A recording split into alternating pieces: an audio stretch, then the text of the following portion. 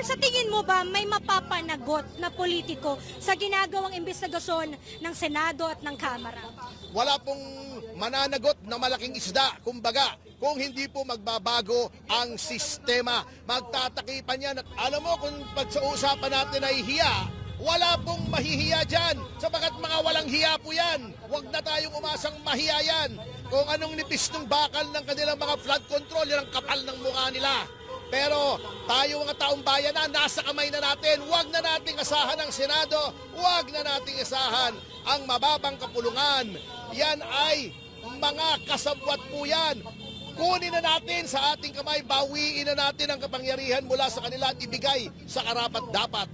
Mga kapartners, nandito pa rin tayo sa labas ng Camp Aguinaldo Gate 4 sa Quezon City, kung saan nagpapatuloy yung ating peace rally. At ngayong araw na ito, kasama natin si Attorney Ferdinand Topacio na mangungusap sa atin. Sa layunin natin ngayon, Attorney, ano pong masasabi ninyo na parame ng pareme yung mga kababayan na natin na nandito ngayon na kumbaga nakikisama or nakikilahok sa peace rally para labanan ang korupsyon?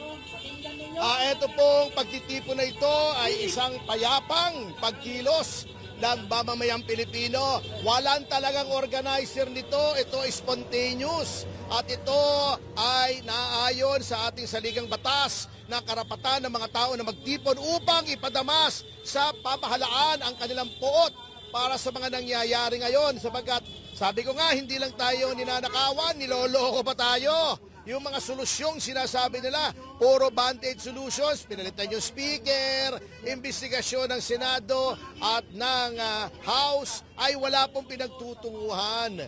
Kaya po nananawagan po tayo sa lahat ng ating mga kababayan, ito po ay payapa.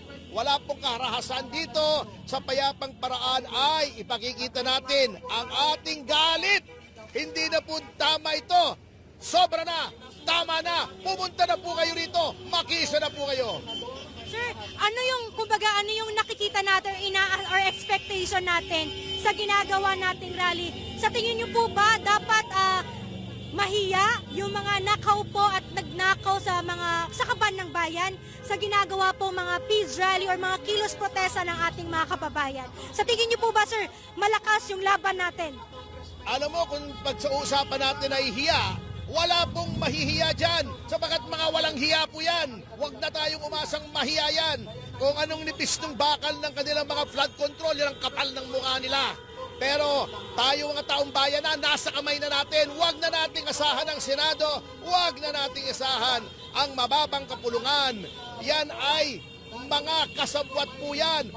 Kunin na natin sa ating kamay, bawiin na natin ang kapangyarihan mula sa kanila at ibigay sa karapat-dapat.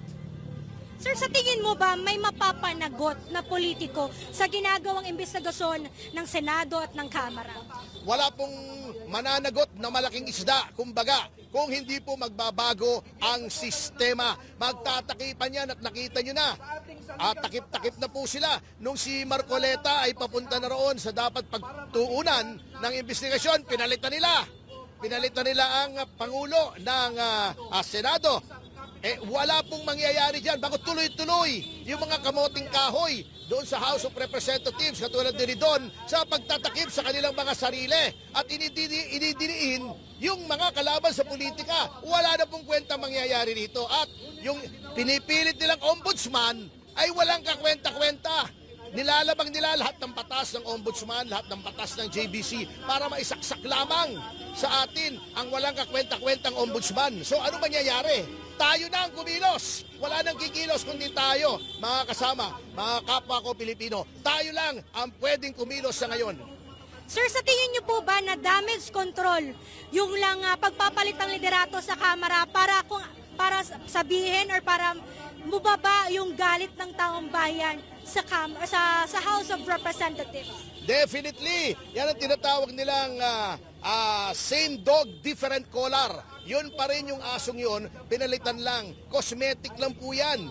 Kumbaga, sa sugat ay kailangan ng operasyon, band-aid lang ang inilagay. Po, mensahe na lang po ninyo sa mga kababayan natin. Hikayatin po ninyo sila sa ating layunin ngayong araw na to. Opo, mga kasama, kung hindi man kayo makasama rito o kung makasama kayo, hindi kayo makatagal, marami pong paraan para ipakita natin na sawang-sawa na po tayo sa kasalukuyang mga pangyayari sa inyong mga kabahayan. Maglagay kayo ng mga karatula, mga kartulina, nakalagay Marcos resign sa inyong mga sasakyan, sa inyong mga scooter, sa inyong mga t-shirt. Ipakita po natin. Siguro naman pag nakita nila, milyong-milyong Pilipino nasa tahanan nila, nasa t-shirt nila, sa sasakyan nila, kahit mga nasa sombrero nila nakalagay Marcos resign, baka tablan, baka sakaling tablan. Kung hindi, bahala na tayo kung anong susunod na gagawin. Maraming salamat, Attorney.